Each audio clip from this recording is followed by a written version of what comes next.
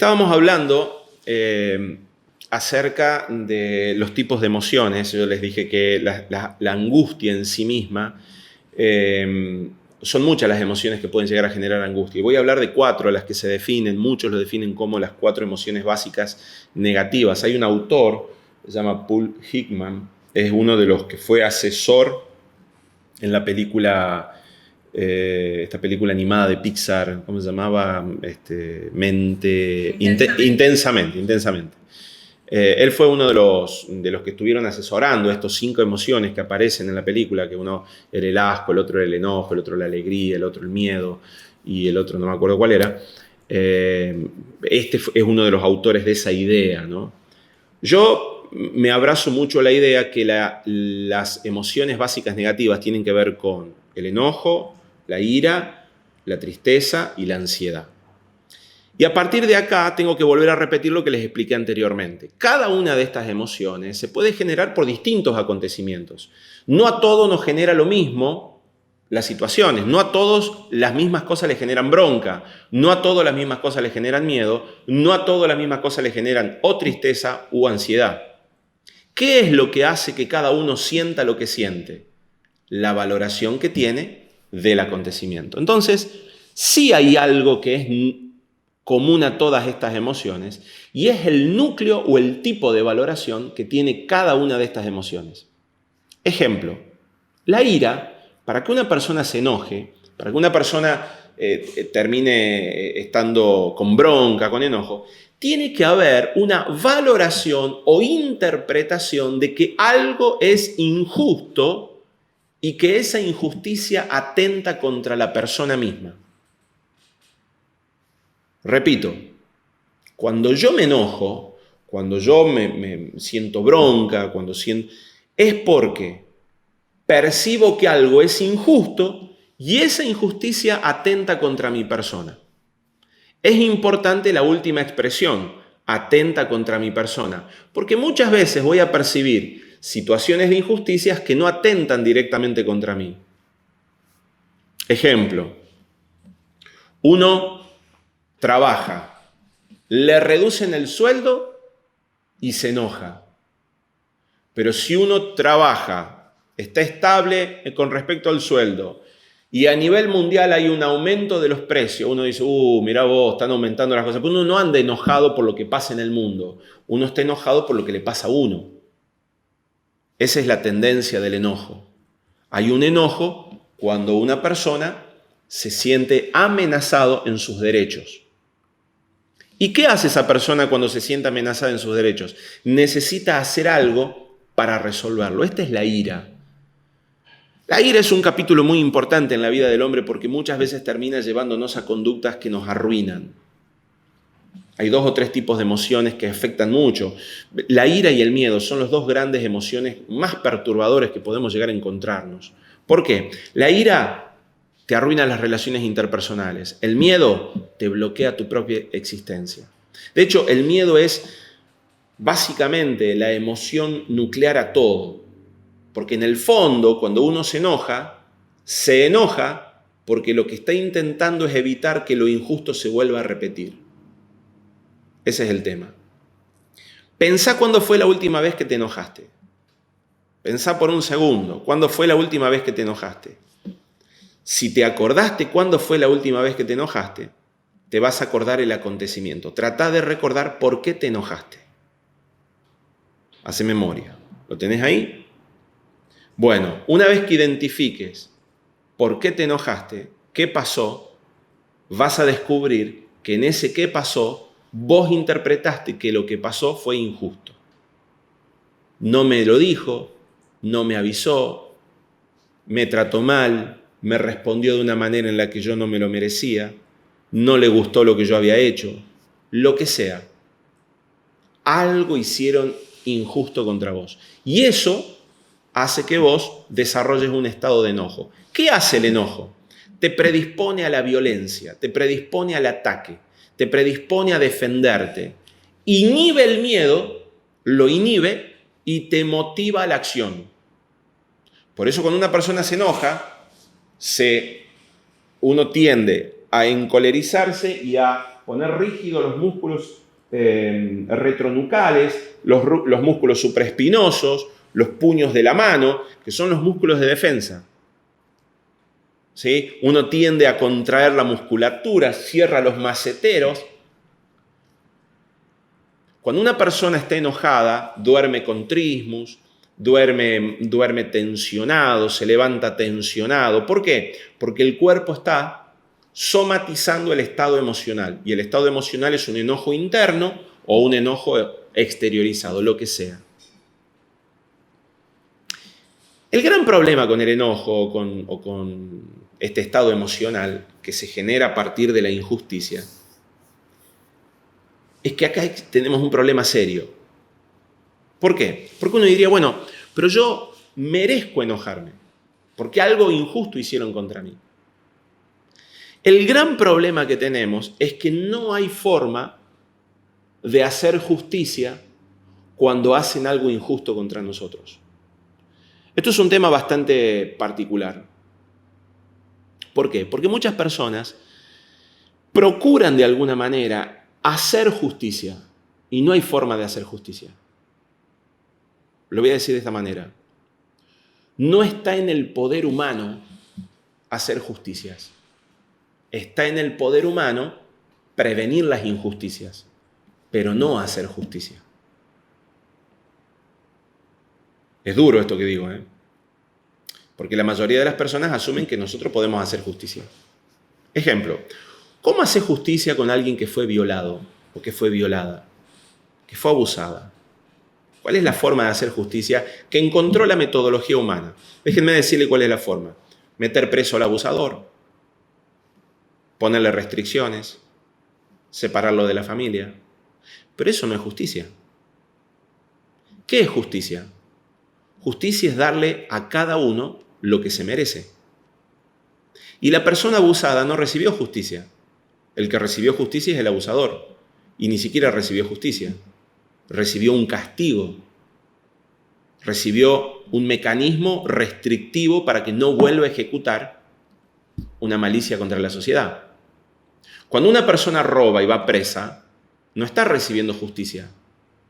Está recibiendo un mecanismo restrictivo para evitar que su conducta se propague y evitar que vuelva a ejecutar maldad contra la sociedad. Pero ¿quién le devuelve los años de susto que se llevó la familia, los traumas de noche, las angustias? ¿Quién le devuelve a las personas los momentos de dolor? Lo justo sería que nunca lo hubieran vivido.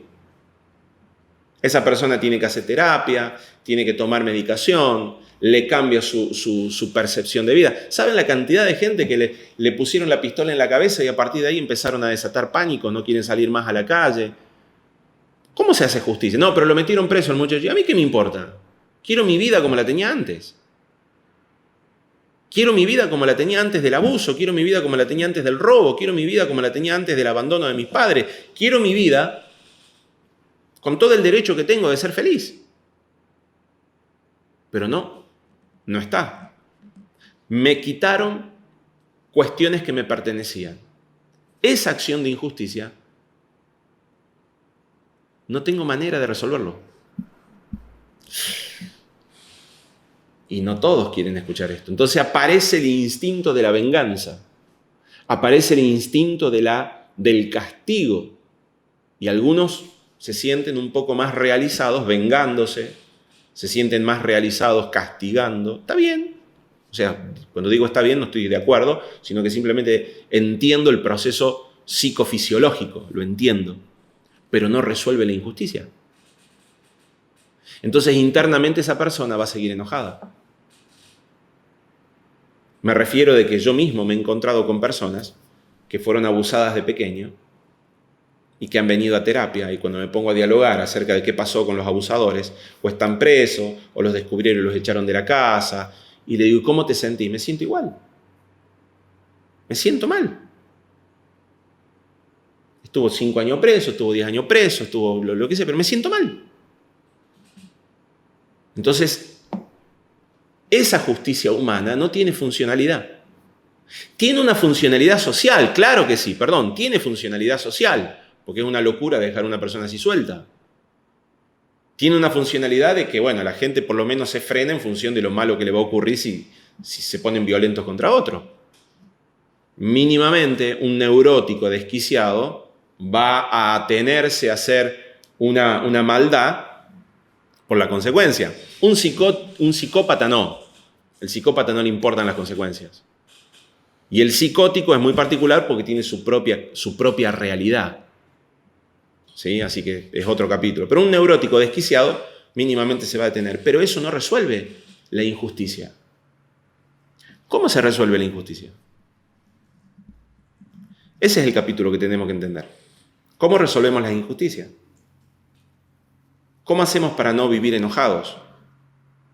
¿Saben la cantidad de jóvenes que yo he tenido que atender en función de que los abandonaron, los golpearon, sufrieron abusos? Ellos tratan de llevar una vida normal, pero son jóvenes enojados.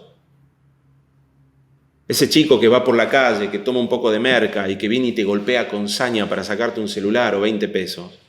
Ese es un chico enojado. Es un chico que necesita canalizar su enojo contra alguien. ¿Cómo resuelve la gente su estado interno de enojo? ¿Por qué un hombre se vuelve violento adentro de la casa? ¿Por qué una mujer se vuelve violenta y psicópata dentro de una casa? Porque hoy estamos palo a palo, créanme, que la violencia intrafamiliar es parejo, hombres y mujeres. ¿Por qué? Porque vivieron injusticias desde chicos. Denme un abusador y le voy a mostrar un abusado. Denme un psicópata y les voy a mostrar a alguien que nunca tuvo límites. Una persona que fue perpetrada por los demás. Entonces, para que una persona esté enojada de forma crónica y sea violenta de forma crónica, es una persona que fue violentada para generar en esa persona un enojo interno que lo canaliza como puede, insultando, con el ceño fruncido, no ayudando a nadie, siendo egoísta, maldiciendo, golpeando, pateando. Y cada uno lo va resolviendo con el nivel de inteligencia que pueda. A veces inteligencia verbal, a veces inteligencia conductual, a veces inteligencia psíquica. Con el nivel de inteligencia que tenga. No tengo inteligencia verbal, no te sé decir ni ofender verbalmente, te reviento a trompada. A menor capacidad de palabra, mayor capacidad de violencia física. Ustedes esto lo van a ver en la sociedad. O sea, no se crean que en las altas sociedades no hay violencia. Hay una violencia, pero mucho más educada, una violencia verbal. ¿Por qué? Porque está analizada la conducta. Dice, si le pego, voy preso. Pero te basurean, te hace sentir una porquería, se encargan de que verbalmente vos te sientas la peor basura del mundo. Y pregunta, ¿qué duele más? ¿Que quiebren tu orgullo o que te peguen una cachetada? Entonces no se crean que la violencia psicológica es menor. La violencia psicológica es tan dañina o más dañina que la violencia física. Por supuesto que hay violencia física que ponen en riesgo la vida de la persona, ¿no? Es un tema muy complicado, no lo podemos reducir a cuál conviene más. No conviene ninguna. Estoy tratando de que no minimicemos ninguna. No estoy diciendo esta no es importante, estoy diciendo no minimicemos ninguna, porque el que tiene mucho discurso, yo supongamos, a veces cuando me enojo, no soy violento, nunca fui violento físicamente, nunca me fui a las manos con nadie, las veces que he peleado debo haber sido adolescente, alguna que otra pelea del colegio para demostrar el macho alfa, ¿viste? Que por ahí pasan en esas estupideces de la adolescencia, pero de adulto, de una vez que establecí desde la facultad, nunca, nada. Pero, claro, cuando me pongo a debatir con alguien, lo rebajaba. Hoy, gracias a Dios, ya no cumplo esas estupideces, pero a mí me gustaba mucho debatir, el debate, el aplastarlo intelectualmente al otro. Eso no es más que una pavada. Cuando empecé a darme cuenta la bronca que le generaba a la gente los debates, digo, nunca salís aprendiendo de un debate. De una discusión, ¿quién aprende si uno ya tiene posicionada su postura? Hoy vivimos algo que se llama posverdad. ¿Saben lo que es la posverdad? Es una forma de vida donde las personas abrazan la idea más que la fundamentación de la idea. Entonces vos te vas a encontrar, supongamos, en países como Argentina, donde la gente abraza la idea de un personaje público. Este personaje es corrupto, este personaje es manipulador, este personaje es abusivo, este personaje es sumamente tramposo. Están las pruebas, están las evidencias, están las situaciones. No me importa. Lo quiero. La quiero. No me importa. Posverdad. No me interesa tu fundamento. Me gusta esta idea. Che, pero mirá que el aborto está matando una vida. No, pero ¿qué pasa con la otra vida? Pero pará. Estamos quitando una vida. No hay vida. ¿Y de dónde saca que no hay vida? ¿Y vos de dónde saca que la hay? Bueno, pero por las dudas, no tiremos una bomba dentro de una casa pensando que no hay nadie. Nos cercioremos que no haya nadie. ¿Y si llega a ser vida lo que estamos matando? ¿Por qué no lo miramos desde ese lugar? No, me abrazo a la idea. Esto defiende, esto protege, ya soy parte de una red de amigos que pensamos de esta manera, posverdad. Todo esto son constructos internos que yo voy desarrollando y que la gente trata, ¿qué intenta con esto? Trata de resolver sus estados de enojos internos. Trata de resolver sus injusticias vividas a lo largo de la vida. El abandono, el enojo, la bronca. Hoy en día, la gente trata de resolver su estado de enojo con violencia. Violencia verbal, violencia intelectual, violencia física. Y vuelvo a repetir, a menor capacidad de expresión verbal, mayor capacidad de violencia física. Esta es una regla. Y ustedes esto lo van a empezar a evidenciar en la sociedad. ¿Sí? Esto se evidencia muy fácilmente. ¿Cómo resuelvo la injusticia? ¿Qué hago para no acarrear injusticia de cuando era chico? ¿Qué hago para resolver esas heridas internas, esas heridas del alma que traigo porque papá me abandonó, porque mamá no me quiso, porque mis hermanos me pegaban, porque en el colegio me abusaron, por lo que sea? Aparece un recurso psíquico, una facultad mental, que yo creo que es creada por Dios, que es un diseño de Dios en el hombre. Me permito introducir esta realidad en función de la experiencia, ¿no? O sea, tiene que haber un entendimiento de algo que va más allá de la propia vida y que tiene que ver con lo eterno, con lo existencial del hombre. Aparece el concepto de perdón. ¿Cómo perdonar? Perdonar es una locura. Perdonan los tontos, perdonan los débiles, perdonan los que le quieren dar la razón al otro. No. Perdona el que se quiere sacar el veneno de encima de ese. Imaginemos en una película, si nosotros viéramos el rencor adentro de la vida de una persona, lo podríamos ver como esas películas donde aparece algo negro que se empieza a meter adentro de la gente. No sé si vieron alguna vez Star Wars, donde empieza la maldad a meterse adentro del personaje de este chico y se le empieza a volver toda la mano negra y empiezan a ver que, bueno, así funciona el rencor. Empieza a crecer adentro de la persona y no lo puede detener. Cuando menos se da cuenta, es una persona violenta porque quiere justicia. Quiere justicia. Cualquier historia que ustedes vean, Darth Vader, el malo, ¿viste? Que es todo negro, cuando uno ve la historia en la película, uno se encuentra con que fue abandonado, fueron injustos con él, se llenó de miedos. Casi todos los malos siempre tienen una historia de injusticias en su vida, que ellos vivieron injusticias. Esta es la contaminación. ¿Cómo me deshago de eso para no ser contaminado con esto ni volverme una persona violenta? Perdonando. Perdonar es un capítulo, es un gran capítulo, que tiene que ver con la capacidad de no renunciar a mi derecho, sino simplemente aceptar el acontecimiento. Y cuando digo aceptar, digo simplemente experimentar y vivir lo que se vivió, nada más. No se trata de decir estoy de acuerdo, bueno, me pasó, listo, ya está, lo acepto. No vivo la resignación del acontecimiento. Lo que vivo es la experiencia como un asunto de vida. Esto forma parte de mi vida. Mi vida tiene un proceso de injusticia que ejecutaron contra mí y yo lo solté. No me encargo más de solucionar este tema. No estoy más detrás de este asunto. ¿Por qué? Porque agoto reservas psíquicas, agoto capacidades psíquicas tratando de resolver algo que nunca se va a resolver. Yo voy a pasar toda mi vida enojado. ¿Y qué voy a ganar? Encima, miren, les voy a explicar esto para que me entiendan. Esto es muy delicado lo que voy a decir. Es muy delicado. Porque trato de ser objetivo en lo que voy a explicar. Pongámonos por un segundo en un estado de abuso sexual. El abuso sexual es traumático cuando no hay daño físico, entre comillas, cuando no hay un daño de que le partieron la cara o que lo quebraron o que le metieron 3 puñaladas para violarlo. No, estoy hablando del abuso sexual. Es un trauma psicológico. La mayoría de las veces no es un trauma físico. Estoy hablándolo con mucho cuidado porque están todas las excepciones.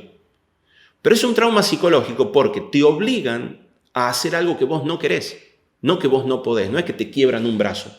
Hay situaciones donde sí, hay situaciones de violencia física más abuso sexual. O el abuso sexual en un niño, donde sí hay un trauma físico. El dolor, la herida y el daño orgánico que puede llegar a producir. Hay muchachitas, nenitas, mi vida, que son destrozadas. Eso sí es algo físico que después te quedas mal por lo físico también. Pero lo que estoy tratando de explicar es que el abuso sexual es violento por el significado que tiene para nosotros, no por el acontecimiento en sí mismo.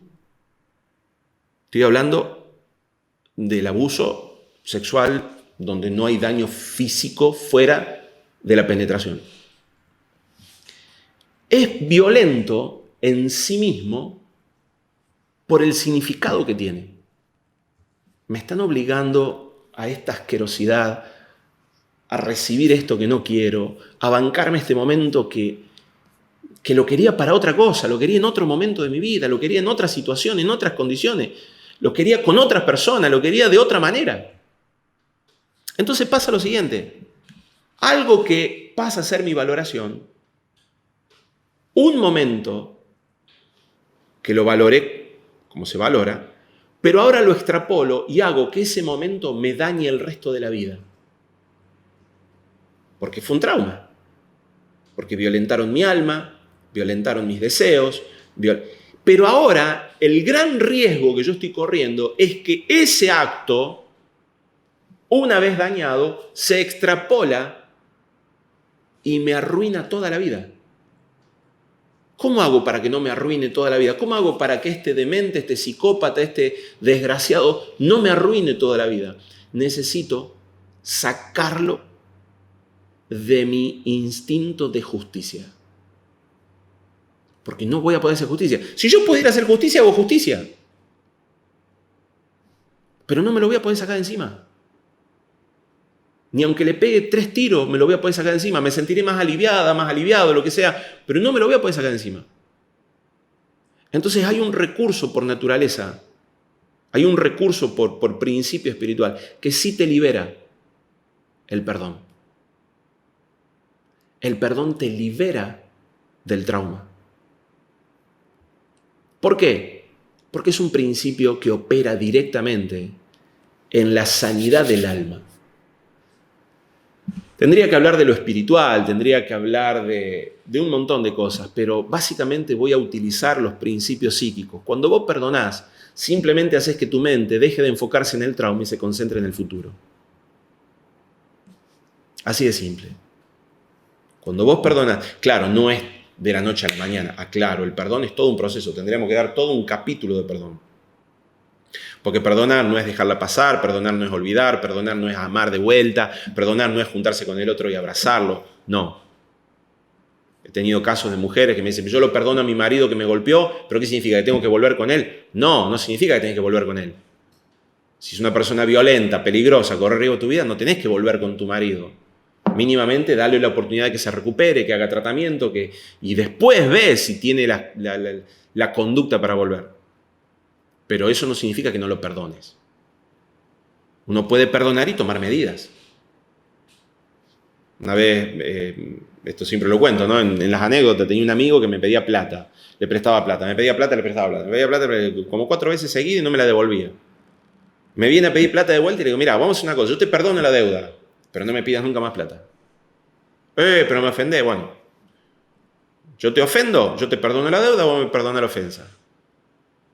Pero lo que vamos a hacer es, yo te perdono, seguimos con la amistad, pero voy a tomar medidas. Yo te puedo perdonar tu violencia, pero me voy a alejar de vos. Yo te puedo perdonar tu actitud, pero voy a separarme. O sea, no significa que tenga que estar con vos. El perdón es simplemente un recurso para que mi mente deje de castigarlo al otro internamente y que yo pueda concentrarme en el futuro y no en qué tengo que hacer mentalmente con la persona dentro de mi cabeza. Ese es el perdón, es una higiene mental. Cuando nosotros enseñamos a los niños a perdonar, les enseñamos a crecer sin ira ni violencia interna. ¿Qué hacemos para que una persona deje de ser violenta? Lo entrenamos en el perdón continuo. Lo entrenamos en el perdón continuo. Para mí es el recurso por excelencia. Entrenar a las personas a perdonar. Perdonar, perdonar, perdonar, perdonar.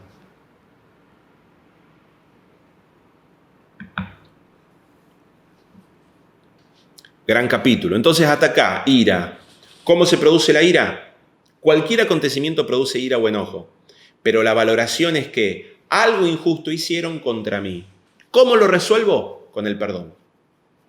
Podríamos hablar muchísimo de este tema, pero nos quitaría tiempo para las otras. Otra emoción, miedo.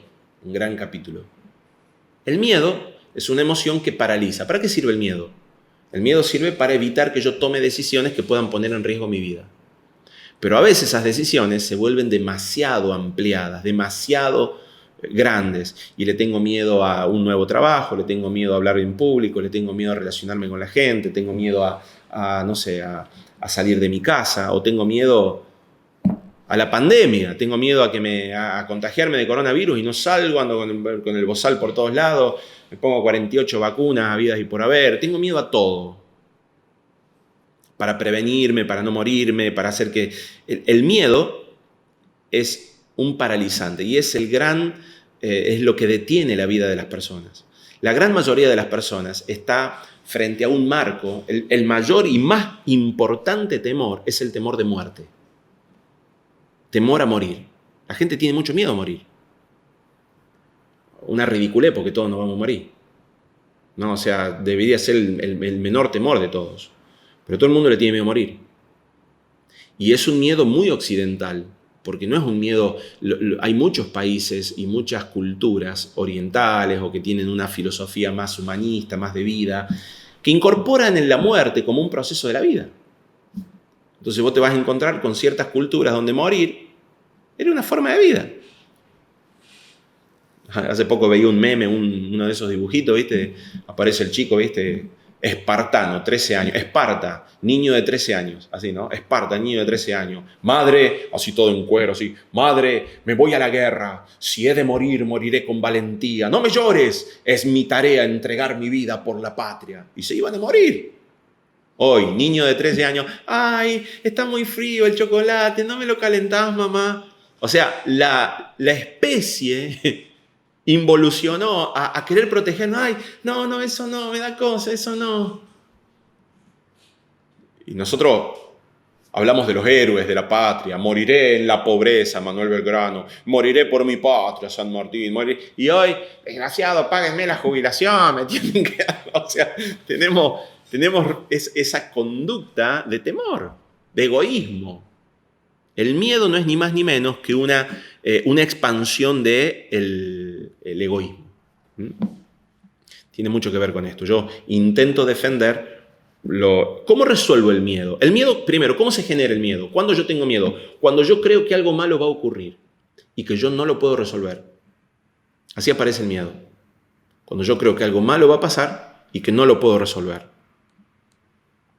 Entonces, acá necesito desarrollar la confrontación del miedo. ¿Cómo confronto los miedos?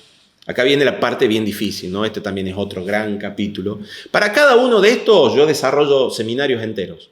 Puedo estar 4 días hablando de cada uno de estos puntos, porque es muy profundo todo esto.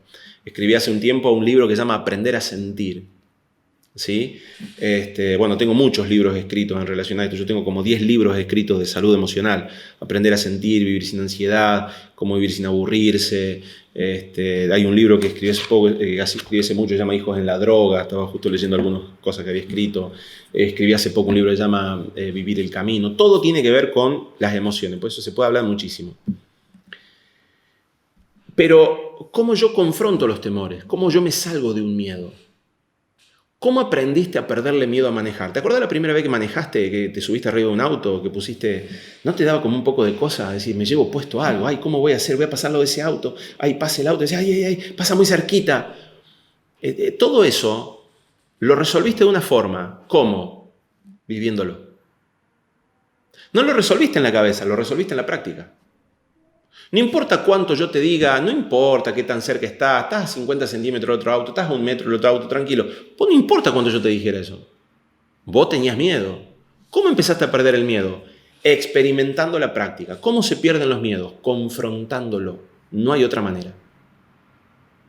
¿Cómo se pierde el miedo? Confrontándolo. Imagínate una persona que le tiene miedo a subir el ascensor. ¿Cómo pierde el miedo al ascensor? Con exposición gradual. Le hablas del ascensor, le muestras una foto del ascensor, le acercas al ascensor, vas con alguien en el ascensor, hasta que finalmente sube y baja sin ningún problema. Eso en un proceso gradual de exposición. Pero entonces los miedos se confrontan. No hay una técnica psicoterapéutica para sacar el miedo. Vos podés fundamentar sacar el miedo, podés explicar todo lo que vos quieras. Miren, a mí no me gusta andar en avión, no me gusta volar. Y no me gusta volar porque siempre aparece la idea cuando voy volando de que una turbulencia aparezca y yo digo, ¿qué lo tiró? Justo acá viene a aparecer esta turbulencia y no me gusta. Ahora, a mí me pasa lo siguiente, a mí me pueden fundamentar 20.000 discursos de que el avión es el aparato más seguro. Es seguro, es más posible que vos te mueras en un accidente de auto que en un avión. Sí, lo sé, me queda claro. Pero vos me subís a un avión y a mí me da un julepe bárbaro. ¿Ese miedo hace que yo no vuele? No. Viajo mucho y vuelo mucho. Ahora pasa algo. Cuando yo tengo que tomar varios vuelos seguidos, el primero me genera como un nervios. El segundo, el tercero, el cuarto, el quinto, entonces ya me da lo mismo. Ya estoy como anestesiado, no me genera nada. ¿Por qué pierdo eso? Por la confrontación. Cuando yo dejo un tiempo largo de volver a volar, ahí me vuelve a generar ansiedad a volver a volar. Supongamos, ya se me había pasado eso antes de la pandemia. Vino la pandemia, no se voló a ningún lado, termina la pandemia, tengo que empezar a viajar de vuelta, digo otra vez volver a viajar, no me gusta, otra vez la misma. Pero ya está, retomamos los vuelos, ya está, ya se pasó. ¿Por qué sepa? Por la confrontación. Cuando vos empezás a experimentar que tus ideas no se cumplen, empezás a vivir la realidad. Puedo hablar en público, puedo hablar con una persona, puedo perder. Los miedos se pierden confrontando la realidad, en la repetición de la realidad. Y obviamente, practicando aquello en lo cual yo me siento inseguro. Si yo quiero aprender a hablar en público y tengo miedo a hablar en público, bueno, practicaré hablar en público, la práctica. ¿Cómo aprendí a manejar? Practicando. ¿Cómo aprendí a sociabilizar? Practicando, sociabilizando. No hay forma de perder miedos desde la teoría. La forma de perder los miedos es confrontando. No hay mucho más. Es que yo quiero evitar el miedo. El miedo lo vas a tener. Saben, es muy diferente sentir miedo a tener el miedo. Yo siento miedo cuando me toca volar, pero no lo tengo. ¿Qué significa? Que voy a volar lo mismo. Que voy a moverme en avión lo mismo. Eso hace que me pasa lo mismo con los perros. Yo era chico y a mí me mordieron como 10 perros cuando era chico. Entonces de grande me generaban una cosa los perros, y sobre todo los grandes, ¿no? Porque tuve esa pata de que me mordían perros grandotes. Entonces de grande hay gente que ama los perros. Ay, los perros, qué bonitos los perros. Yo digo, todo bien con los perros, pero un día de mal humor del perro no es lo mismo. No es lo mismo un día de mal humor de un dogo que un día de mal humor de un caniche. No es lo mismo. Un día de mal humor de un dogo que tiene emociones y se puede enojar, te hace tac y se cerró todo. El caniche... Entonces yo estoy con eso en la cabeza. Ahora, no me muevo donde hay perros, no. Me gustan los perros. Tengo perros grandes en mi casa. Tengo un perro grande en mi casa. Pero lo mismo, si yo voy a la casa de alguien donde hay un perro grande, yo aprehensión, me separo. No me voy a bloquear. No permito que el miedo me gobierne. No sé a qué cosas le tendrás miedo vos. En qué cosas sentirás aprehensión. Pero te toca a vos no permitir que ese temor te domine.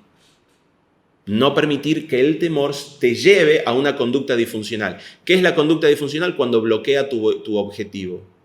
Entonces, no es un problema sentir miedo. El problema es cuando el miedo gobierna tu decisión de hacer cosas. Ese es el tema. No es un problema sentir miedo, no sé, por salir de tu casa. El problema es cuando el miedo hace que vos te quedes en tu casa porque te da miedo salir. No es un problema sentir miedo a alguien. El problema es cuando vos dejás de relacionarte con esa persona porque sentís miedo. El problema es cuando el miedo te gobierna. Miedo. ¿Cómo se produce? Porque creo que algo malo va a pasar. ¿Cómo lo resuelvo? Confrontándolo. Punto. Otra emoción. Tristeza. ¿Cómo se genera la tristeza? Cuando he perdido algo o creo haber perdido algo y creo que el futuro es malo por lo que perdí. La tristeza es muy necesaria porque nos permite elaborar, construir una nueva realidad. La realidad siempre es psíquica, nunca es externa, siempre es psíquica. Pensá en tu familia, está dentro de tu cabeza, no está afuera, está dentro de tu cabeza. Pensá en tu auto, está dentro de tu cabeza, no está afuera. No, pero afuera está. Sí, pero no está ahí con vos. Tenés un auto, lo tenés en tu cabeza. Tenés una casa, lo tenés en tu cabeza. Tenés una familia, lo tenés en tu cabeza. Entonces de repente vienen y te dicen, te robaron el auto. Te robaron el auto. Primero sentís bronca por la injusticia, pero después te vas a poner triste. ¿Y qué es la tristeza? El estado mental que hace que vos, cuando pienses en un auto, no vuelvas a pensar en el que tenía porque ya no está más. La tristeza te sirve para que tu mente se adapte a la realidad externa, a la pérdida, a que ya no está más aquello que vos añorabas. Entonces hace que vos bajen los decibeles, te conectás con la pérdida, te conectás con la ausencia de lo que perdiste y ahora te va a llevar, dependiendo de la importancia de lo que perdiste, te va a llevar un día, una semana, un mes, un año, elaborar que ya no está más aquello que vos amabas o que vos querías. Puede ser un ser querido, puede ser un objetivo, una meta, un proyecto, puede ser un objeto, una billetera, una lapicera, un auto, dinero, lo que sea. ¿Cómo se genera la tristeza? Cuando yo valoro que perdí algo y que el futuro es malo. El cuerpo se tiene que organizar mentalmente para conectarse a la nueva realidad. Ya no voy a pensar en una familia con todos los integrantes que había antes. Ahora papá no está. Mi papá se murió. Eso me llevó mucho tiempo de incorporación. Ya cuando pienso en familia no pienso en papá, pienso en el resto.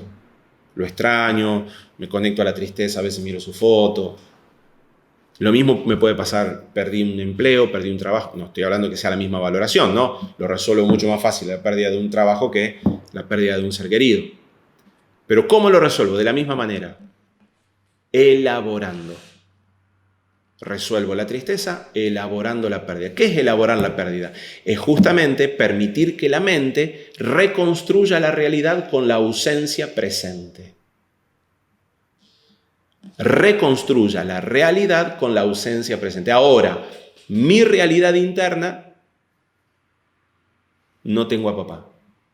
Mi realidad interna, no tengo el auto. Mi realidad interna, ya no tengo más el proyecto que tenía porque me echaron. Mi realidad interna, tengo que volver a estudiar, ya porque me fue mal en la materia, tengo que volver a estudiar. Ya no tengo el tiempo que creía que tenía porque ahora tengo que volver a estudiar. Lo que sea. Tengo que incorporar eso. Entonces, ¿cómo resuelvo la tristeza? Elaborando. Para eso tengo que pensar, quedarme quieto y la mente sola va a ir reconstruyendo la realidad. Voy a llorar, voy a sufrir, voy a pasarla mal al principio y voy a vivir ese momento como parte del proceso. Por último, la ansiedad. Esta emoción que también produce angustia. o mejor dicho, la palabra ansiedad significa angustia. Ansiedad significa anxiety, que tiene el mismo significado que la palabra angustia. Es una palabra latina y hace referencia a angostamiento. Ansiedad significa angostura, estrechamiento. Se estrecha el campo mental. La ansiedad es muy buena para aumentar la tensión psíquica y para enfocarnos en el problema. Pero cuando esa tensión psíquica aumenta demasiado, mucho tiempo, agota todos los mecanismos físicos y se produce el agotamiento psíquico. La persona tiene poca capacidad para seguir resolviendo conflictos. Se cansa mentalmente. ¿Cómo se produce la ansiedad? Se produce como creencia. Hay una creencia que dice, debo controlar el entorno. Eso dice la valoración de la ansiedad. Debo controlar el futuro, debo controlar el entorno, debo chequear si las cosas van a salir como yo creo que van a salir. El que controla. Una persona ansiosa es un controlador. Controlador del trabajo, controlador del dinero, controlador de las personas. Es un controlador. Y no estoy diciendo un controlador psicópata, estoy diciendo un controlador de cosas. ¿Cómo resuelvo la ansiedad? Dándole espacio a mi mente de procesar situaciones sin controlar.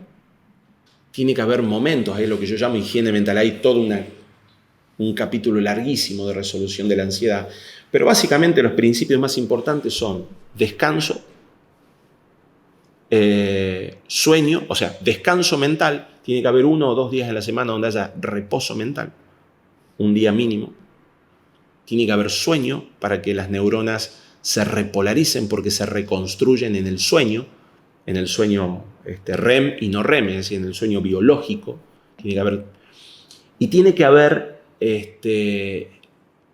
la opción de soltar la responsabilidad. En algún momento yo tengo que estar con la capacidad de soltar responsabilidades. Esos 3 elementos me van a permitir tener una mejor capacidad de gestionar la ansiedad. Es largo el capítulo, tendríamos que hablar de muchas más cosas, pero estos son los principales, los más importantes. ¿Sí? ¿Cómo se produce la ansiedad? Repito, con una valoración. Tengo que controlar el ambiente. Vuelvo a repetir, las emociones se producen por la valoración que yo tengo de los acontecimientos. La ira se produce cuando valoro que algo es injusto contra mí. Los miedos se producen cuando creo que algo malo va a ocurrir y yo no tengo cómo resolverlo. La tristeza se produce cuando yo creo que he perdido algo. La ansiedad se produce cuando yo creo que tengo que controlar el entorno. Emociones. Si yo aprendo a gestionar la valoración de cada una de estas cosas, ¿cómo la gestionamos? Con educación emocional. Educándonos emocionalmente. Yo les invito a que visiten la plataforma que tenemos, ayudaenlasemociones.com, y van a tener muchos recursos y muchas posibilidades de poder introducirse en todo lo que es la educación emocional. Pero básicamente tiene que ver con conocer cómo funciona la mente y las capacidades que nosotros tenemos a nivel mental. En YouTube, ¿sí? En Ayuda en las Emociones, nuestro canal de YouTube, existe toda una serie que se llama Higiene Mental. Ahí tienen también muchos recursos para desarrollar educación emocional. ¿Qué es la educación emocional? Aprender a ordenar y organizar nuestras valoraciones para que nos induzcan a conductas funcionales. Muchísimo para hablar del tema, pero básicamente esta es la enseñanza que hoy quería transmitirles a ustedes y compartirles.